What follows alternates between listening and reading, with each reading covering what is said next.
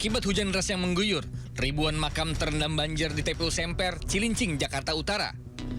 Sanak famili yang hendak melakukan tradisi nyekar ke makam keluarga jelang Ramadan esok hari pun tak bisa mendekat. Tingginya genangan air yang mencapai 40 cm membuat beberapa peziarah nekat menerobos banjir untuk bisa sampai di makam. Namun, ada juga yang memilih mengirimkan doa dari pinggir jalan dan berharap banjir bisa segera surut. Parah sih, Pak. Ya, dibanding tahun-tahun sebelumnya itu apalah hujan, banjir tapi nggak parah begini, langsung surut kalau ini. Cepat sekali naiknya. Terus alirannya entah dari mana gitu ya. Jalannya entah dari mana, nggak mesti. Dia surut sendiri, otomatis surut.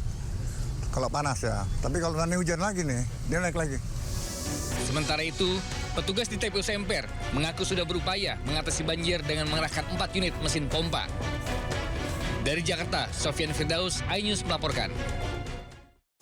Tim SAR gabungan berhasil mengevakuasi korban tertimbun longsor di Batu Putih, Gajah Putih, Jayapura Selatan, Papua. Korban ditemukan setelah 3 hari proses pencarian di medan sulit dan rawan longsor.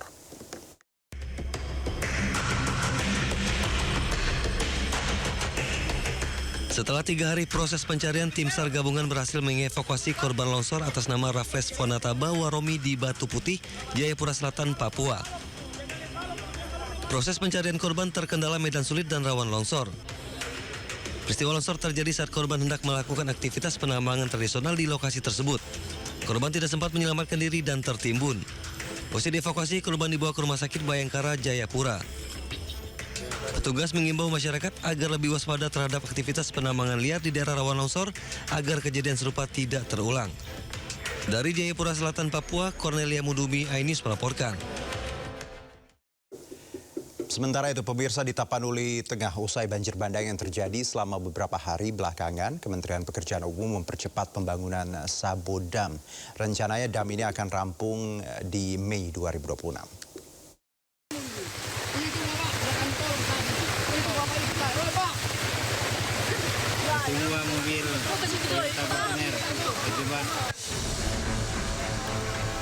Banjir bandang menerjang sejumlah daerah di Tapanuli Tengah. Banjir terjadi akibat hujan yang turun sejak seminggu terakhir. Banjir kali ini terjadi hampir di seluruh kecamatan. Di Tuka, banjir yang cukup tinggi membuat listrik dipadamkan. Warga pun dievakuasi ke lokasi yang lebih aman.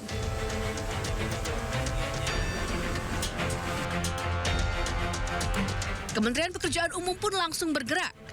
Pembangunan Sabodam dikebut dan ditargetkan rampung pada Mei 2026. Bendungan ini diharapkan bisa mengatasi banjir yang kerap terjadi di Tapanuli Tengah saat intensitas hujan tinggi.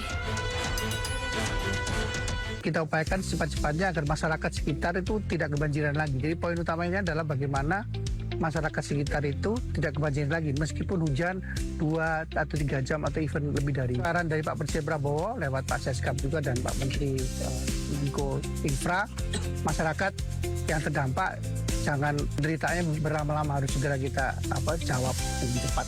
Mungkin kita akan percepat pembangunan dam di atas. Saya minta tadi dihitung benar tuh, damnya itu sanggup menahan tekanan batu. Nggak hanya masalah tanah, tapi ada batu, ada kayu. Saat ini warga di Tapanuli Tengah sedang masa pemulihan usai bencana banjir bandang pada November lalu. Namun di bulan Februari 2026 ini rumah mereka kembali terendam banjir bandang.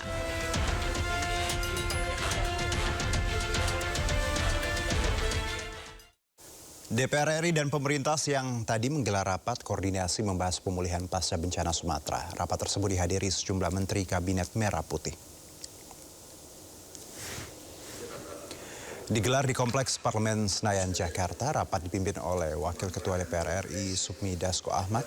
Turut hadir dalam rapat Ketua Satgas Percepatan Rehabilitasi dan Rekonstruksi Pasca Bencana Sumatera, sekaligus Menteri Dalam Negeri Tito Karnavian, sejumlah Menteri Kabinet Merah Putih dan pimpinan sejumlah komisi di DPR.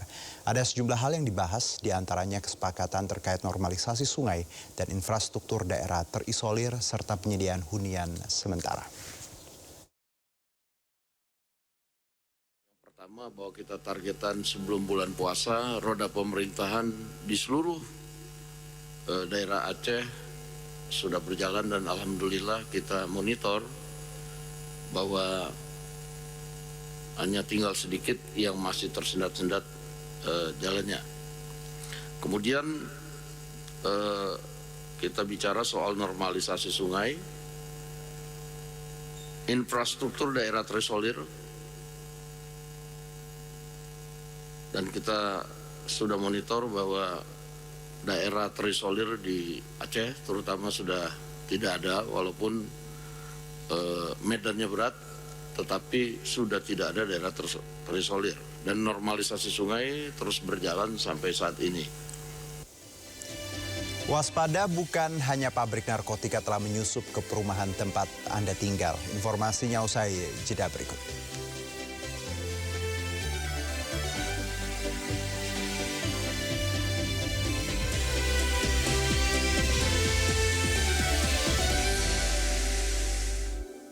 Baik, pemirsa, baru saja kita simak tadi keterangan dari Menteri Agama Bapak Nazaruddin Umar terkait beberapa agenda jelang Ramadan, termasuk persiapan tarawih nanti malam. Dan kita ke informasi berikutnya di Sindo Sore, ini terkait cuaca ekstrim yang terjadi selama beberapa hari belakangan, membuat tanggul di Grobogan dan Demak jebol. Tak hanya rumah warga, jalur kereta api juga terendam banjir dan sulit untuk dilalui.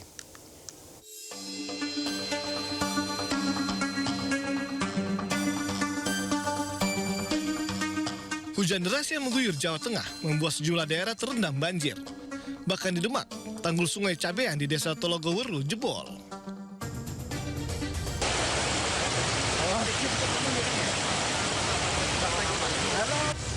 Jebolnya tanggul membuat air mengalir deras ke jalan dan permukiman warga.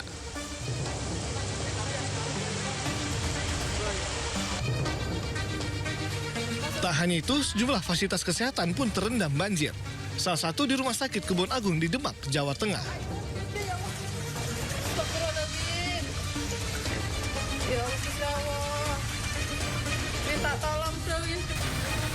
Jebolnya tanggul juga membuat seluruh akses jalan utama terendam banjir dengan ketinggian mencapai 40 cm.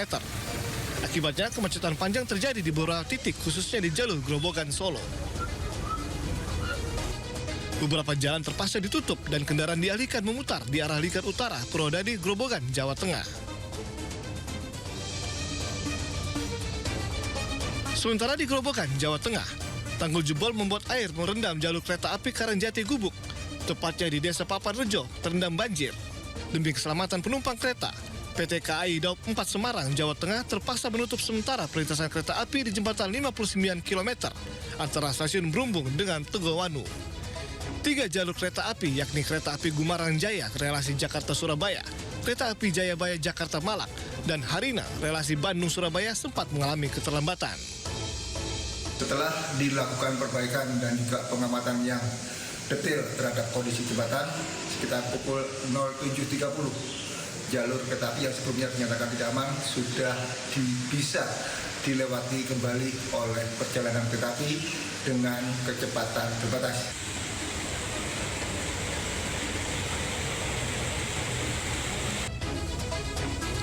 Saat ini air sudah mulai surut, kereta api pun sudah bisa melintas perlahan. Tim Liputan iNews melaporkan.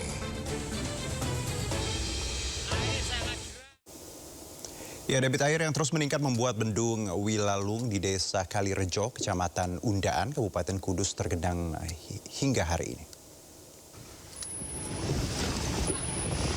Ya, beginilah kondisi bendung Wilalung di Desa Kalirejo, Kecamatan Undaan, Kudus yang masih tergenang air hingga sore ini. Meski begitu, pintu aliran air terutama yang mengalir ke Sungai Juwana mulai dibuka secara bertahap. Sejumlah kendaraan bermotor harus melintas dengan hati-hati di tengah rendaman air yang menggenang. Curah hujan deras yang mengguyur wilayah Kabupaten Grobogan membuat aliran air meninggi. Kondisi debit air di bendung Wilalung sudah mencapai elevasi di angka 248 cm dan tinggi jagaan tanggul hanya menyisakan 48 cm saja.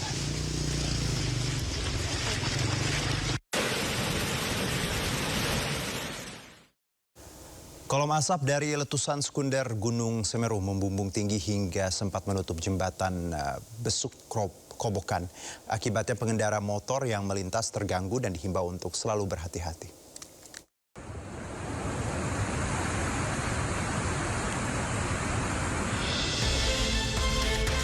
Asap tebal hasil letusan sekunder membumbung di jalur lintas selatan Piket 0 di Desa Sumberwuluh, Kecamatan Candipuro, Lumajang pada Selasa sore. Letusan sekunder terjadi setelah endapan material vulkanik sisa erupsi yang masih panas longsor akibat terkikis banjir lahar di aliran Sungai Leprak atau tepatnya di bawah jembatan Besuk Kobokan. Besarnya letusan mengakibatkan kolom asap tebal sempat menutup jembatan Besuk Kobokan atau Geladak Perak hingga membuat pengendara motor berhenti. Yang tadi cukup besar karena longsoran sekunder itu sempat sampai naik sampai ke jembatan sana tadi. Sehingga kita sebagai pengendara motor berhenti dulu. Takut karena ini kan kata warga sekitar panas ya. Dari data pos pengamatan Gunung Api Semeru, getaran banjir lahar terekam seismograf dengan amplitudo maksimal 30 mm. Petugas mengimbau warga yang berada di bantaran sungai dan pengguna jembatan Besuk Kobokan atau Geladak Perak untuk berhati-hati. Lumayan besar, jadi untuk yang ada di bantaran sungai ataupun dekat dengan aliran ini diharapkan untuk hati-hati. Ditakutkan, ya sekunder bisa mencapai dari bawah sampai dari Geladak Perak, begitu. Sementara itu, meski kolom asap letusan sekunder sempat menutup jembatan Geladak Perak, namun jalur yang menghubungkan Kabupaten Lumajang dengan Kabupaten Malang ini tetap dibuka. Dari Lumajang, Jawa Timur, Yayan Nugroho, iNews melaporkan. Ya, hujan deras di Gunung Kidul, Yogyakarta menyebabkan banjir bandang yang membawa material kayu dan batu besar. Akibat banjir, 15 rumah rusak.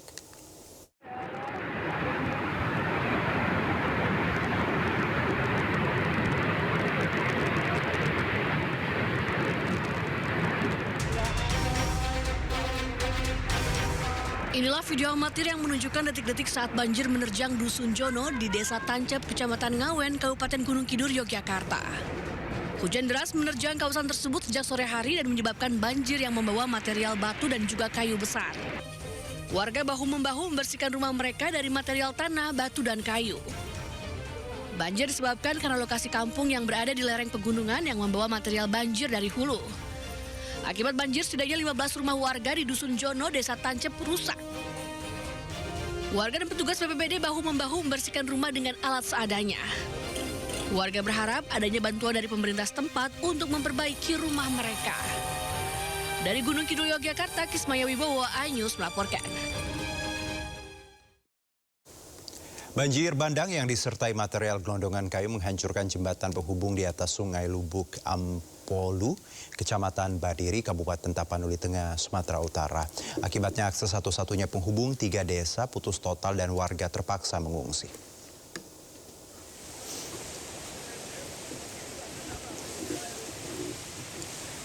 Hancurnya jembatan penghubung membuat jalur transportasi warga lumpuh. Jembatan merupakan satu-satunya penghubung antar desa yang selama ini menjadi urat nadi aktivitas masyarakat. Akibatnya 3 desa di 2 kecamatan terisolir. Selain menghancurkan jembatan, puluhan gelondongan kayu yang terbawa banjir bandang juga hancurkan rumah warga di sekitar bantaran sungai. Warga menunggu penanganan darurat dan pembangunan jembatan sementara agar aktivitas mereka lancar kembali. Kan 3 bulan kalau nggak salah Bang, ya dari tanggal 25 kan, tahun 2025. Akses jalan dari arah Grobogan menuju Semarang ambles dan terbelah menjadi 2 akibat diterjang derasnya aliran sungai Tuntang. Sementara petugas gabungan BPBD dikerahkan untuk membersihkan lumpur yang menutup ruas jalan.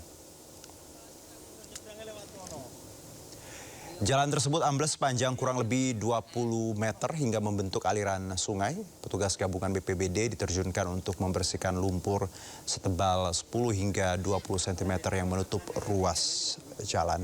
Amblesnya jalan ini disebabkan oleh tergerusnya tanah di bawah jalan sehingga kekuatan jalan tidak bisa menahan tekanan dari atas. Dan saat ini ada 2 titik jebolan tanggul sungai Tuntang yang menganga. Warga khawatir jika jebolan tanggul tidak segera diatasi, maka ribuan warga yang ada di bawah tanggul akan terus terendam banjir. Ini Pak RW.